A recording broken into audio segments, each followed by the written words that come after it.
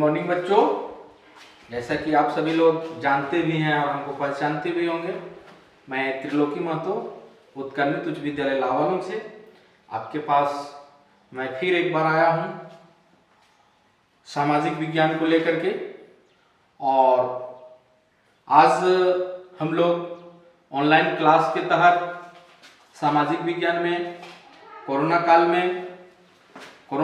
काल के ये दूसरे स्टेज में जो हम लोग हैं, इसमें हम लोग ऑनलाइन क्लास के तहत आज पर्यावरण अध्ययन में देखेंगे। इसमें हम लोग देखेंगे पर्यावरण अध्ययन में पर्यावरण अध्ययन के आयाम, जिसको हम पर्यावरण अध्ययन को सामान्य पर्यावरण और शिक्षा शास्त्र पर्यावरण दो पर्यावरणों में बांटेंगे। और सबसे पहले हम लोग देखेंगे कि सामान्य पर्यावरण में और शिक्षा शास्त्र पर्यावरण में। तो सामान्य पर्यावरण को अलग अलग भागों में हम 5 भागों में बांट सकते हैं। वो क्या है? तो पहला है परिवार एवं पड़ोस, दूसरा क्या है भोजन, तीसरा क्या है आवास, चौथा है जल और पांचवा है आवागमन। तो हम लोग आज देखेंगे, चूंकि पहले हम लोग देख चुके हैं परिवार एवं पड़ोस, आज हम लोग देखेंगे दूसरे भाग को जो भोजन। तो भोजन आप सभी लोग जानते हैं भोजन हमारे लिए कितना आवश्यक है, भोजन कितना महत्वपूर्ण होता है हमारे जीवन में। अगर हम भोजन नहीं करेंगे तो हम कैसे जीवित रहेंगे, या कोई भी जीव बगैर भोजन का जीवित नहीं रह सकता है। तो भोजन हमारे पास 2 तरह से होते हैं, है ना। एक होता है पादप उत्पाद, जिसको हम लोग बोलते हैं प्लांट प्रोडक्ट, है ना।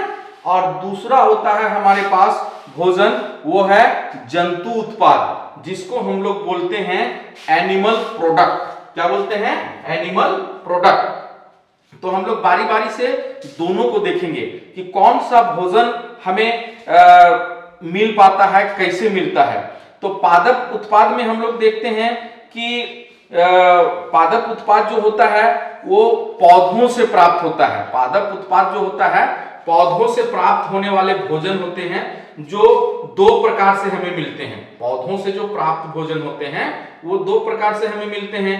एक मिलता है हमें जो सीधे पेड़ पौधों से हम प्राप्त कर लेते हैं, एक भोजन को सीधे हम पेड़ पौधों से प्राप्त करते हैं। और दूसरा जो होता है हम पेड़ पौधों के विभिन्न भागों को, पेड़ पौधा का जो अलग अलग भाग होता है उसको भी हम भोजन के रूप में उपयोग करते हैं।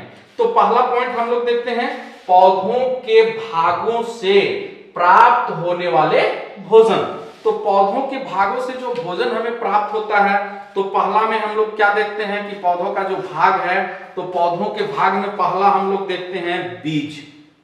ये पौधों का भाग है बीज, जिसको हम लोग दाना भी कहते हैं। तो बीज जो है हम लोग खाते हैं। दूसरा है जड़, पौधों के भाग में हम लोग जड़ को भी खाते हैं।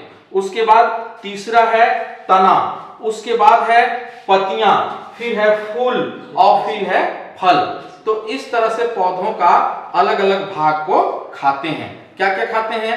बीज में क्या खाते हैं? तो जैसे मक्का, गेहूं, धान, चना, ये क्या है? बीज के अंतर्गत आता है। दूसरा हम लोग खाते हैं जड़। तो जड़ में हम लोग क्या खाते हैं? आप लोग को पता होगा, जड़ में हम लोग जैसे गाजर खाते हैं, मूली खाते हैं, चुकंदर खाते हैं, ये सब जड़ है। तीसरा है तना। तो तना में हम लोग क्या खाते हैं? जैसे गन्ना हो गया, प्याज हो गया, आलू हो गया, हल्दी हो गया, ये हमारा तना है। अगला है पत्ती, भी हम लोग खाते हैं। तो पत्ती में क्या खाते हैं? ये पत्ती है, इस तरह से देखो ये पत्ती है। तो पत्ती हम लोग खाते हैं कि नहीं खाते हैं? कौन कौन सा पत्ती खाते हैं? जैसे पालक का पत्ती खाते हैं, धनिया का पत्ती खाते हैं, मेथी का पत्ती खाते हैं, धनिया का पत्ती खाते हैं। तो ये सब पत्ती के अंतर्गत आता है।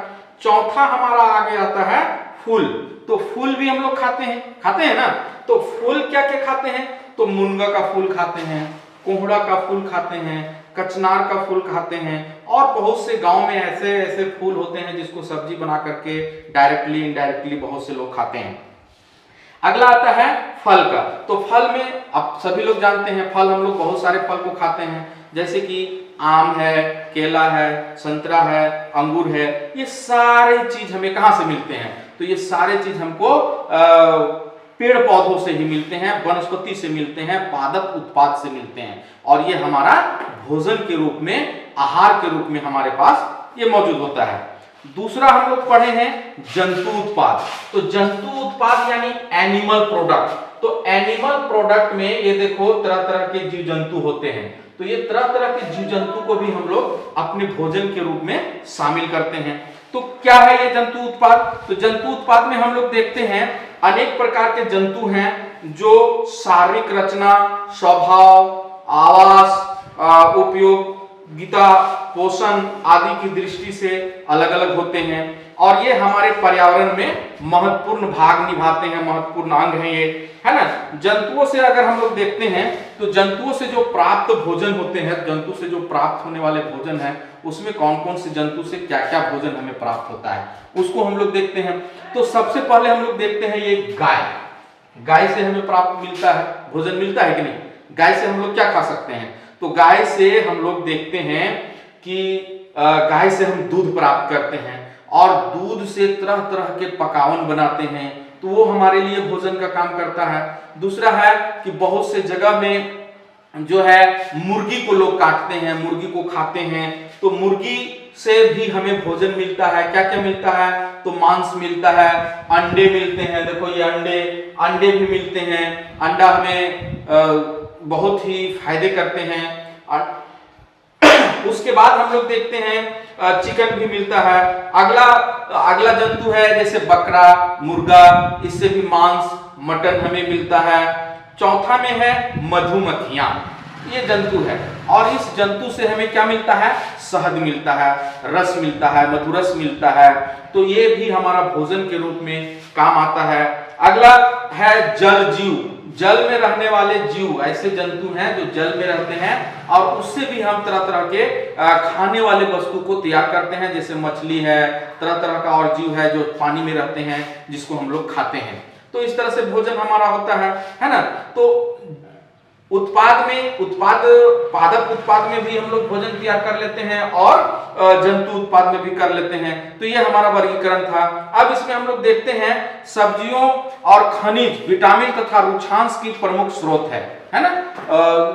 एक रुक्षांश होता है, ये सब्जी से तरह तरह से, इनके अलावे भी और हमारे बहुत से भोजन है, जैसे पानी भी हमारा भोजन है, तो यहाँ शामिल नहीं किया गया है उसको।